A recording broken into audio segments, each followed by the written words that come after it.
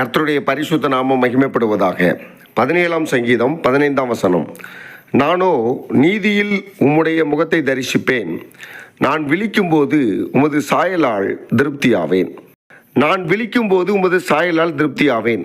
இரவிலே படுக்கிறோம், காலையிலே எழுந்திருக்கிறோம். காலையிலே எழுந்து கர்த்தரை தரிசிக்கிறோம் என்று அர்த்தம் அல்ல. இந்த வசனத்தை நாம் புரிந்து கொள்ள வேண்டும். 14ஆம் வசனத்தை வாசிக்கிறேன். மனுஷருடைய கைக்கும் இம்மையில் தங்கள் பங்கை பெற்றிருக்கிற உலக மக்களின் கைக்கும் உம்முடைய கரத்தினால் என்னை தப்புவியும்.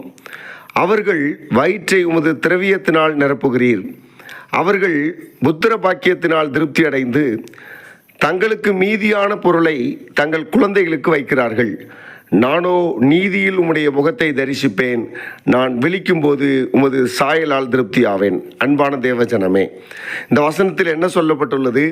இந்த உலக மக்கள் இந்த உலகத்தில் வாழ்கிறார்கள், உலக பொருட்களை சம்பாதிக்கிறார்கள், தங்கள் பிள்ளைகளுக்கு சொத்துக்களை சேர்த்து வைக்கிறார்கள். நானோ மரித்தால் உம்முடைய ராஜ்யத்திலே வந்திருப்பேன். நான் இங்கு படுத்து எழுந்திருக்கும் போது உம்முடைய முகத்தை தரிசிப்பேன், பரலோக ராஜ்யத்திற்கு வருவேன் என்று எழுதப்பட்டுள்ளது. உலக மக்கள் தன்னுடைய பிள்ளைகளுக்கு சொத்துக்களை சேர்த்து வைக்கிறார்கள். எதிர்காலத்தை குறித்து, வருங்காலத்தை குறித்து, பரலோக ராஜ்யத்தை குறித்து அவர்களுக்கு கவலை இல்லை. ஆனால் நானோ பரலோக ராஜ்யத்தை வாஞ்சிக்கிறேன். நான் மரித்தால் உம்முடைய சமூகத்தில் இருப்பேன், வாழ்நாள் முழுவதும் நீர் என்னோடு இருப்பீர்.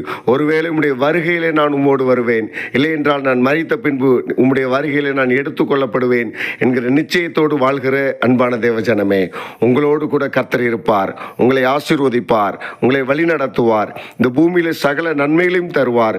பரலோக ராஜ்யம் வரை உங்களை காத்துக்கொள்வார். கர்த்தர் தாமே உங்களை ஆசீர்வதிப்பாராக. ஆமேன்.